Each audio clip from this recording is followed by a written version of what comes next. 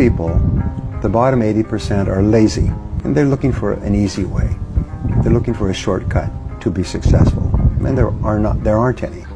But if you do something repeatedly, over and over, you develop a habit.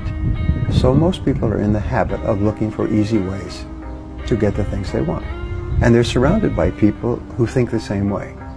You know, as much as 95% of your thinking is determined by the people that you associate with on a regular basis. If you associate with people who don't work hard, don't learn, socialize after work, then you become like them. You think like them, you talk like them, you dress like them, you marry them, and so you're married to someone who also has no ambition. And you raise children, and your children have no ambition. Just go to work and complain about your work. But top people associate with other top people. So people say, well, where do I find positive people who are thinking about success all the time?